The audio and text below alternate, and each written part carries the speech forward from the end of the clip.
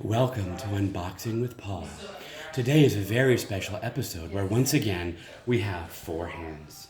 We're going to use all four hands to unbox this very exciting Prime package from Amazon. Most exciting about this, we have no idea what it is.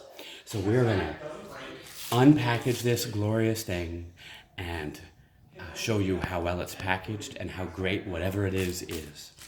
So, as we are fond of doing, let's look at our label a little bit. As always, we have scribbled out the address so that you stalker freaks can't find us and cause us trouble.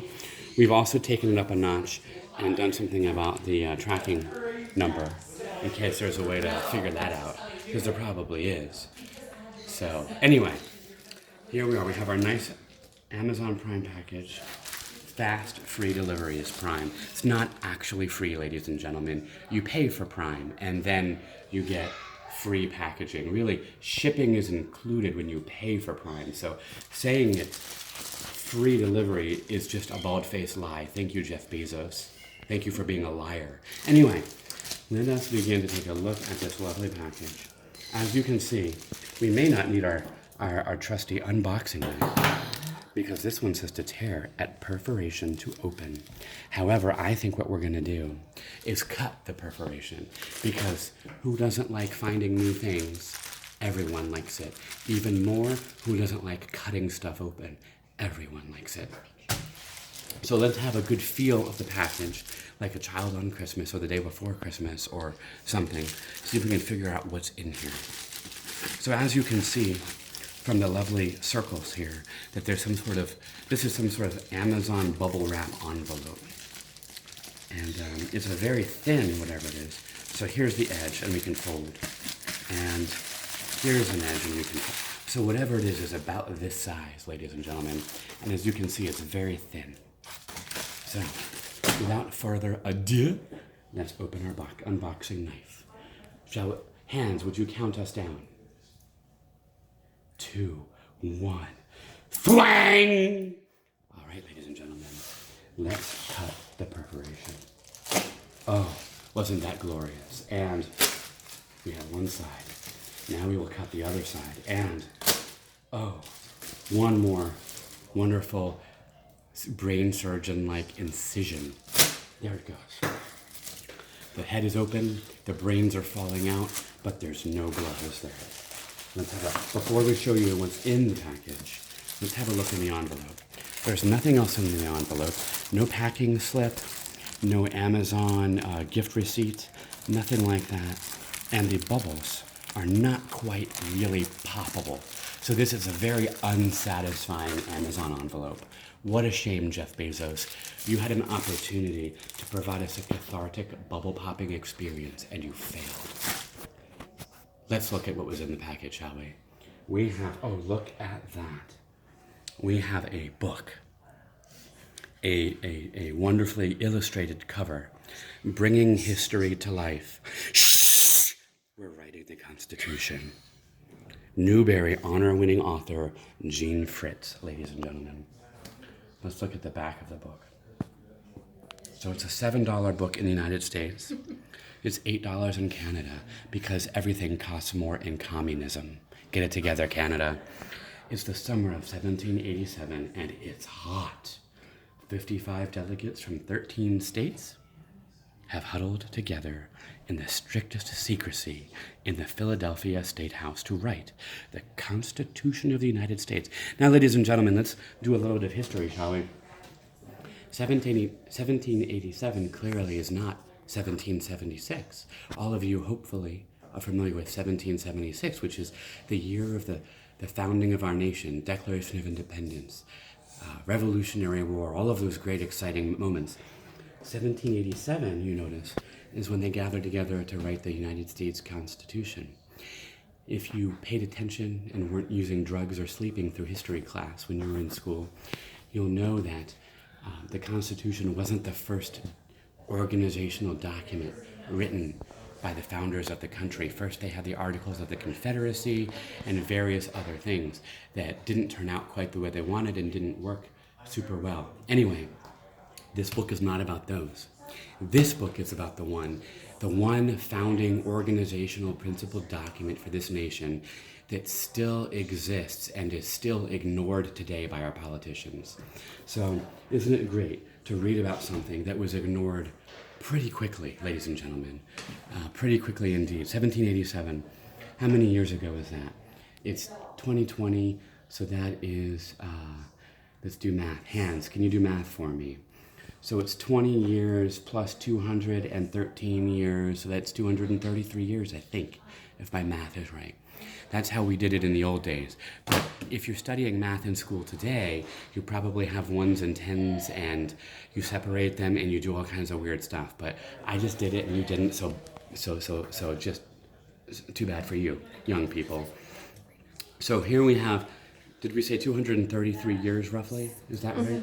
Roughly 233 years ago, the Constitution.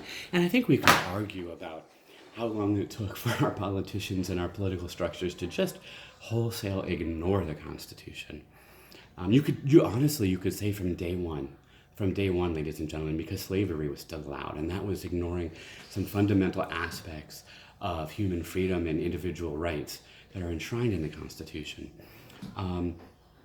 As I always say, I'm fond of saying, I think I made this up, I think I said it first, even when America was at her best, America was at her worst. And even when America is at her worst, she is at her best. It's a really weird paradox, ladies and gentlemen, that a country so obsessed and willing to fight, kill, die, bleed, suffer for individual freedom would still have slaves. Anyway, that is what it is. And now we have this glorious book. So it's a book on writing the United States Constitution. So this is a guy. What's his name? We don't. Oh, my other hands just think he has a giant head. Little do those hands know that in 1787, all people's heads were 3 foot in diameter, and their bodies were tiny sticks. And we've evolved. You see, ladies and gentlemen, that is evidence of evolution. That at one time people looked like this, and now they don't. Because evolutionarily, nature determined that our heads shouldn't be so huge, ladies and gentlemen, or our eyebrows might catch fire, like his are about to on that candle. Oh, look at the glorious illustrations here. And it's an old guy with a wig, ladies and gentlemen. An old guy with a wig. Let's have a look at a couple of these. Ooh, Tommy DePaolo. I feel like that name is somewhat familiar. To Daniel Fritz and Michael Scott Fritz. Michael Scott, ladies and gentlemen, what a great ode to a beloved American version of the Office television program character, the manager of Dunder Mifflin in Scranton, New Jersey, Michael Scott. I'm sure that's what that name is in there for. And here we go. Look at all these glorious pictures.